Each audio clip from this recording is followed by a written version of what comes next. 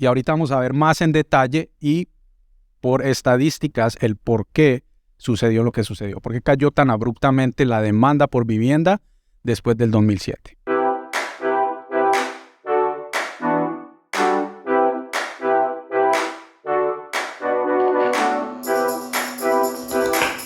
Hola, bienvenidos una vez más a nuestro podcast Ningún Comprador Será Rechazado. El día de hoy, nuestro primer capítulo oficial, porque el anterior fue la introducción, dejándoles saber de qué se trataba, pero ya el día de hoy vamos a entrar en materia, JC. Está buenísimo, está buenísimo. Creo que el tema más caliente y relevante en este momento en la industria inmobiliaria. Ya, todo el mundo está hablando de esto, todo el mundo. Básicamente, de lo que vamos a estar hablando el día de hoy es si estamos o no estamos en una burbuja como la que estuvimos en el 2007. Está caliente ese tema. Sí, JC, yo creo que es un tema importante que la comunidad hispana lo entienda, lo domine y tome sus propias conclusiones del por qué estamos casi 100% seguros de que no vamos o no estamos en camino o acercándonos a una burbuja hipotecaria como la que vimos en el 2007. Claro, la viviste, ¿no? Sí, claro, yo la viví. Perdí 2 propiedades. Wow. Sí, fue una época difícil. Y creo que, JC, para poder hacer este tema lo más claro y conciso posible para que nuestra audiencia se dé cuenta de lo que estamos compartiendo es no basado en nuestra propia opinión, sino básicamente en estadísticas. Estadísticas que se pueden verificar y que son las estadísticas que nos muestran y nos ayudan a poder pronosticar qué es lo que va a pasar con la industria de ahora en adelante y el por qué estamos tan seguros de que no estamos nada cerca. No existen los ingredientes que hubieron en el 2006 para que haya una burbuja hipotecaria. ¿Qué te parece, Andresito, si para darle contexto a esto, nos enfocamos en los ingredientes? ¿Qué ingredientes hubieron en el 2007? Y de ahí, ¿cuál es la diferencia en lo que estamos viviendo actualmente? Me parece. Y de esa manera, cada quien saca sus propias conclusiones. Me parece excelente, JC. Creo que es la mejor manera de mostrarle a nuestra audiencia de la gran diferencia que hay entre las dos épocas. Entonces vamos a ver en el 2007, JC. Transportémonos en el tiempo, vamos al 2007. Y a ver, una de las primeras cosas que... Hágase. Hágase.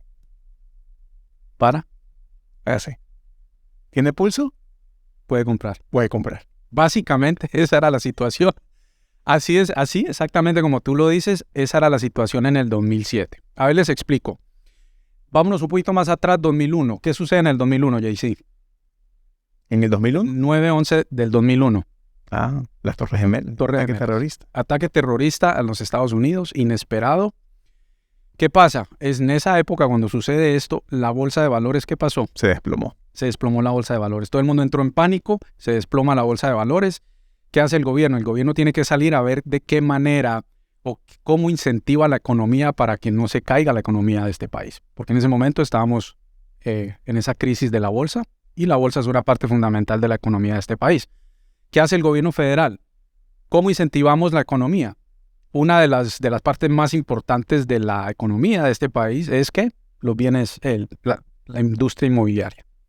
Dice el gobierno, vamos a estimular esa parte de la economía y empiezan a prestarle dinero a todo el mundo. Empiezan a decirle a los bancos que empiecen a prestarle dinero a la gente. En esa época la industria hipotecaria no estaba regulada. No había casi regulación. Entonces, ¿qué pasa? Si el gobierno federal le dice a los bancos, empiecen a prestar dinero, claro, los bancos ¿qué van a hacer? Empezar a prestarle dinero a todo el mundo. En esa época los bancos se empiezan a poner creativos.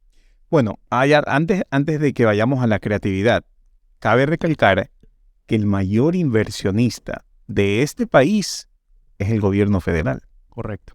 Entonces, no es que los bancos prestan porque son buena gente y ya vamos a prestar. No, ellos dan el dinero y ya saben que el gobierno les va a pagar ese dinero que prestaron. Definitivamente. Entonces, claro, si tú eres banco y el gobierno federal te da luz verde para prestar, y no hay regulación en el tipo de programas que se ofrecían para hacer financiamiento, entonces los bancos surgieron una cantidad de bancos privados, o sea, cientos de bancos privados a prestar dinero.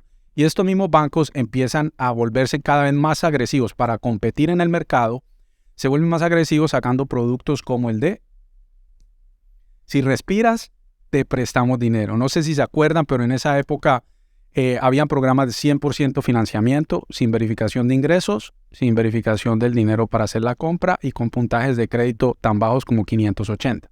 Entonces, ¿qué pasó? Obviamente eso hizo que todo el mundo saliera a comprar vivienda sin realmente estar calificados para poder hacer esos pagos. Claro.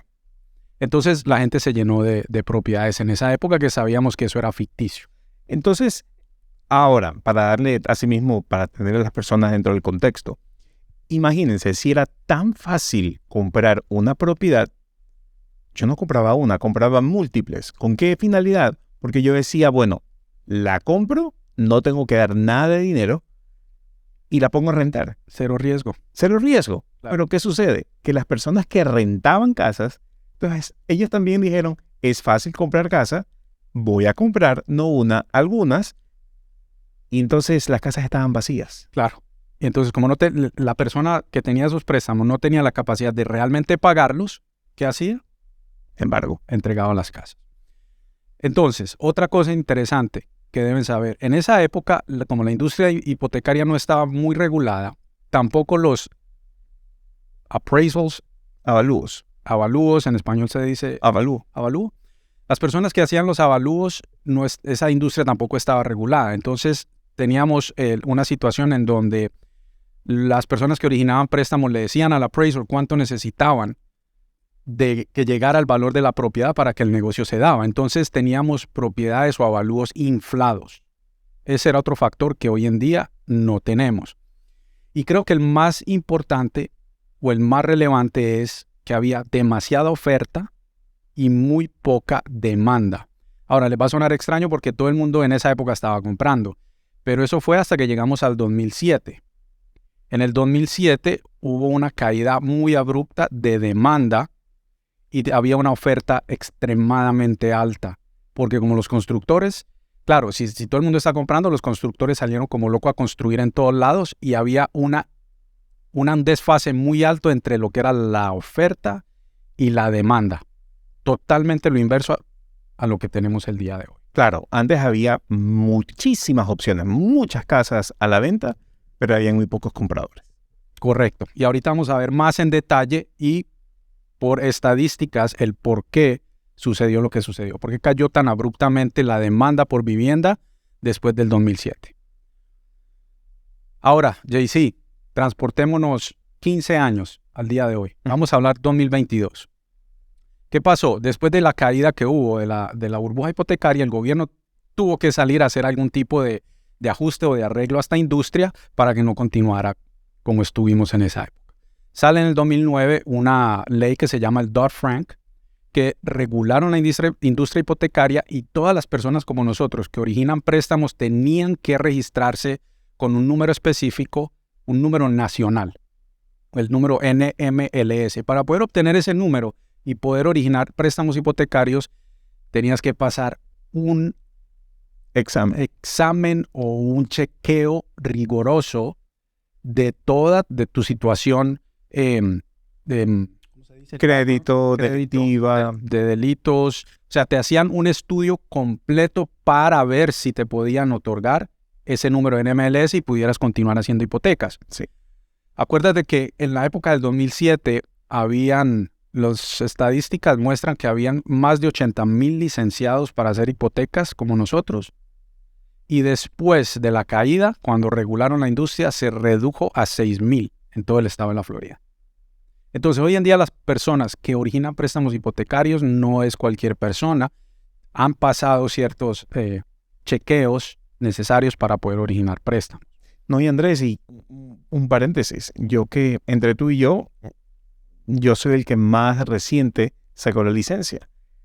Y no es de la noche a la mañana. O sea, el hecho de que pases el examen no quiere decir que ya puedes originar préstamos. O sea, pasan meses. Al menos conmigo fueron meses hasta que finalmente ya pude empezar a trabajar en esto. Correcto. Entonces es algo positivo para la industria porque si tú vas a hacer la compra más grande de tu vida, tú quieres que la maneje una entidad y una persona que realmente esté licenciada nacionalmente y apta.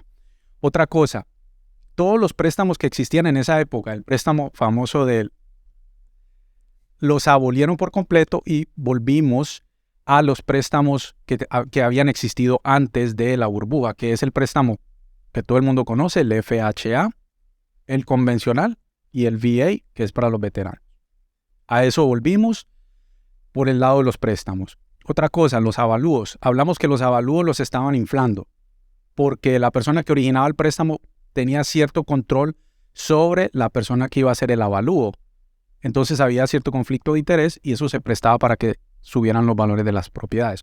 Hoy en día esa industria también la han regulado y los avalúos hoy en día que se ordenan, no los ordenamos nosotros directamente como originadores de préstamos.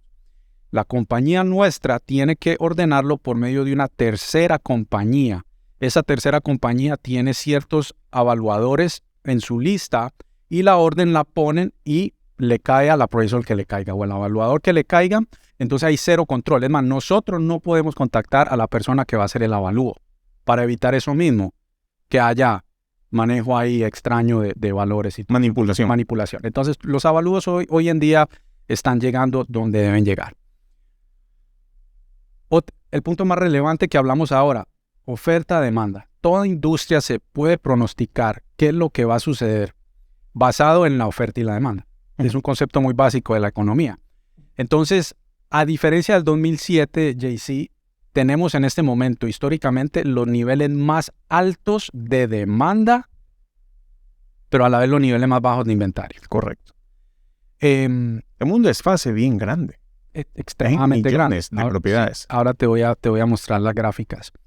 Otra cosa, otro de los motivos por los cuales no vamos a tener esta burbuja es porque en este momento, en la historia de este país, es donde más plusvalía, se le llama, ¿no? Equity, tienen los dueños de propiedades en este momento. Es más, se estima que las personas en promedio tienen más de $70,000 en plusvalía en las propiedades.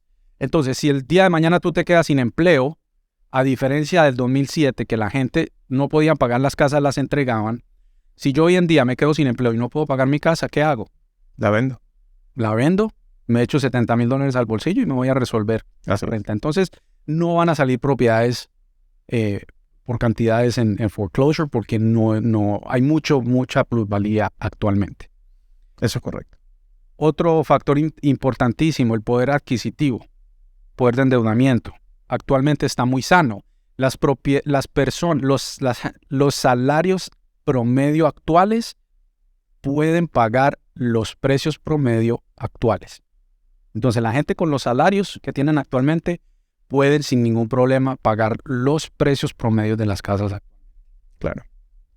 Y bueno, ¿y las rentas? ¿Qué me dices de la renta? Bueno, las rentas están por los cielos. Históricamente altas, entonces la mayoría de la gente trata de comprar en vez de irse en la renta. Entonces, si tú miras la diferencia entre el 2007 y el 2022, totalmente diferente. El día y la noche. Día y la noche. Y ¿sabes qué? Yo una vez tuve, hace pocas semanas atrás, un conflicto con alguien, porque yo les compartía esta información que tú has compartido, y él decía, bueno, en el 2001 fueron las torres, pero en el 2020 fue COVID, que el gobierno incentivó a la economía, pero fue completamente diferente. Nada que ver. Al contrario. Nada que ver. Al contrario, el 2020 fue lo que aceleró la demanda por vivienda y el incremento de los precios. O sea que fue algo positivo en vez de negativo. Y estábamos regulados. Exactamente.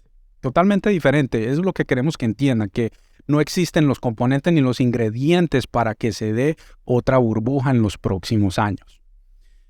Ahora, estadísticas interesantes, JC. Mira, en el 2007, hablando de que había mucha oferta y muy poca demanda. En el 2007 llegamos a tener 3.7 millones de propiedades disponibles para la venta.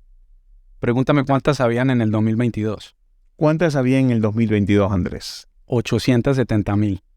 Wow. ¿Puedes creer la diferencia? Hoy en día hay menos de 800,000 propiedades disponibles para la venta en todo el país. No estoy hablando del estado de la Florida, es en todo el país.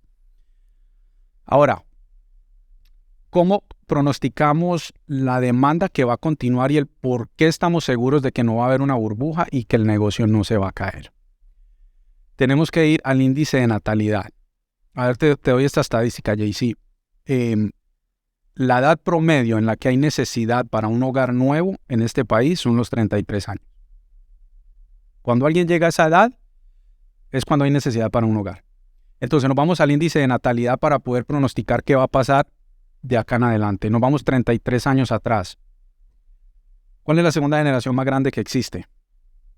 Aparte de los... Después de los baby boomers. La mía. Exactamente. La mía. ¿De generación Z? No, generación X. No, yo soy millennial. Millennial. Exactamente. Los millennials son la segunda generación más grande que existe y son los que hoy en día están en la edad de los 33 años. Y si tú miras la curva yéndonos atrás al 84, 85, el índice de natalidad es extremadamente alto, la curva va así. Entonces todas esas personas que ya están entrando a la edad de los 33 son las que están ahora en el mercado comprando casa. Y es una generación demasiado grande y que vino creciendo por muchísimos años. Entonces, esa es la generación que se está pronosticando que por los próximos años va a tener necesidad de vivienda. O sea, este tema es caliente. Tiene sentido, ¿no? Sí, claro que sí. Ahora, te voy a demostrar esta estadística de la manera inversa o la manera opuesta que fue el 2007. Que mencionamos que la oferta era muy alta y la demanda muy baja. Ahora, vamos a mostrar por qué la demanda cayó tanto en el 2007. Hagamos el mismo ejercicio. Vámonos 33 años atrás del 2006. Ok. Caemos aproximadamente en el 73, 74. Pregúntame, ¿qué ley aprobaron en esa época? Andrés, ¿qué ley aprobaron en esa época? En esa época, no me acuerdo exactamente si fue 72, 73, aprobaron el aborto. Ya. Entonces, desde esa fecha en adelante, por los próximos 3, 4 años, el índice de natalidad cayó abruptamente. Entonces, esa misma curva, tú la tiras 33 años y la pones en el 2006, y la gente que necesitaba o había demanda por vivienda, que estaban cumpliendo 33 años, cayó abruptamente. Entonces no había casi demanda por vivienda. ¿Ok? Adicionalmente, la gente dice o nos dice a nosotros, no, es que ya la gente no puede con los precios actuales. Las propiedades han subido muchísimo de precio. Sí, han subido un 56% comparado con el 2006. Pero lo que no mencionan o lo que no dicen las noticias es que a la misma vez los ingresos han subido aproximadamente un 57% comparado con el 2006. En el 2006 el ingreso promedio era $20 la hora, hoy en día es $31 la hora. Eso es un promedio nacional. Entonces sí, han subido mucho las propiedades, pero también los ingresos han subido. Entonces el poder adquisitivo o de endeudamiento está muy sano actualmente. ¿Qué más te puedo comentar, JC? Cantidad de hogares. Mira esto que impactante. Actualmente hay 14 millones más de hogares que en el 2006, pero hay casi 3 millones menos de casas disponibles para la venta. Volvemos a lo mismo, oferta-demanda. Eso es lo que nos asegura y garantiza de que no va a haber una burbuja hipotecaria. Bueno, Andresito, para recapitular, para ya cerrando este episodio, algo que sí quisiera compartir a las personas es que hay muchos compradores, Andrés, que en este momento están viendo lo que sale en las noticias, que el gobierno federal incrementó las tasas, de una lo asocian con las tasas de las hipotecas. Una cosa no tiene que ver con la otra. En absoluto. Lo que sí quiero que tengan presente es que en este momento, todos aquellos compradores que están un poco, hasta cierto punto, frenados, las medidas que está tomando el gobierno están dando resultados. Y la inflación está bajando. Por consiguiente, las tasas van a seguir bajando. No creo que vayan a bajar al 2%. No. Imposible. Pero van a seguir bajando. Entonces, va a llegar un punto que los compradores van a decir, no, ahora es el momento de salir a comprar porque ya las tasas es barato comprar. Pero en ese momento van a salir muchos compradores. Así mismo como ese comprador lo pensó, van a haber muchísimos más que también lo van a pensar. Y en ese momento ya no van a tener la misma capacidad de negociación que ustedes tienen en este momento. Así es. Así que ahora es el momento idóneo para salir y de pronto suene como trillado, como eso es un, ¿cómo se dice? Pitch. Sí, una venta. Es una venta que quieras hacer. No, no es el caso. No es el caso. No es el caso. No es el caso, JC. Y antes de terminar, sí es importante que también nos entiendan qué es lo que está pasando con las tasas de interés. Porque sí, hoy casualmente me reúno con un cliente y me dice, Andrés, ¿será que es el momento de comprar? Porque la inflación, porque la Reserva Federal volvió a subir la tasa, 0.25, ¿será que me espero?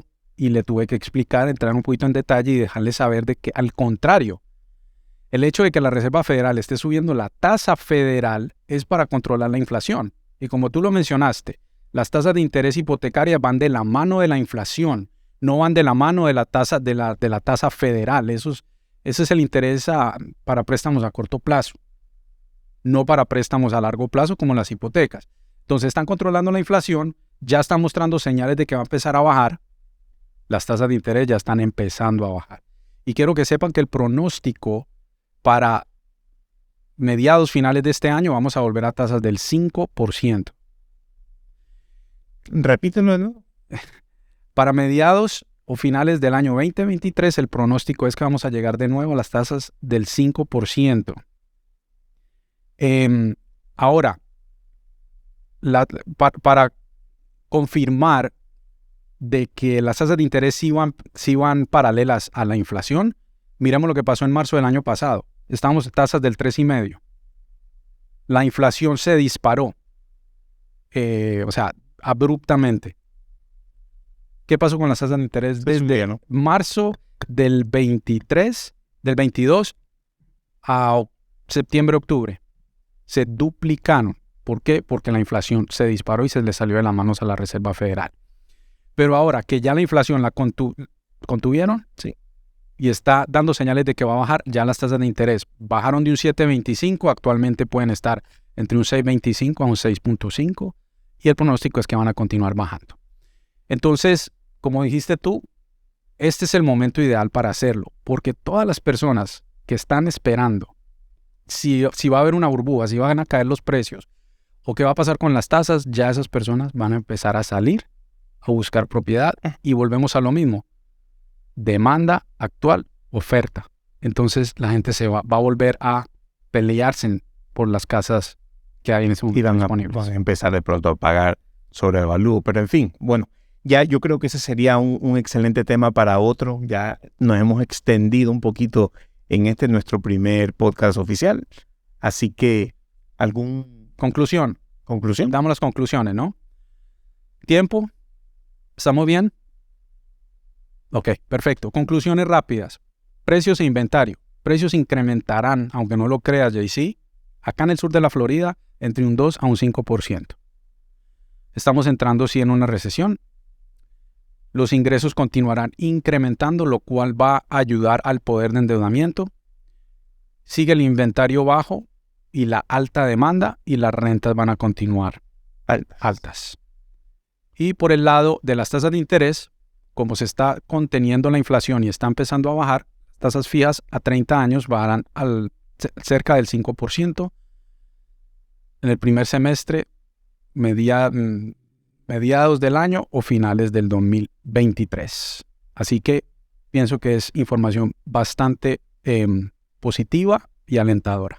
Sí, y esto no solamente aplica para la Florida, aplica para todo Estados Unidos. Así que a usted que nos está viendo, siéntase en total libertad de hacernos preguntas, enviarnos comentarios Y ya sabe, comparta esto con alguien Importantísimo. que usted crea que pueda encontrar valor en la información que hemos compartido.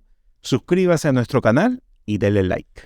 Y aprovecho también para decir algo importante. Si tú eres un agente de bienes raíces, un real estate agent, compártele este podcast a toda la gente que tú conozcas, a todos tus clientes, porque esto le puede dar otra perspectiva a todos tus clientes que de pronto están esperando a ver qué va a pasar para tomar la decisión de comprar casa. Entonces, después de ver este podcast, posiblemente entiendan de que es el mejor momento para comprar vivienda.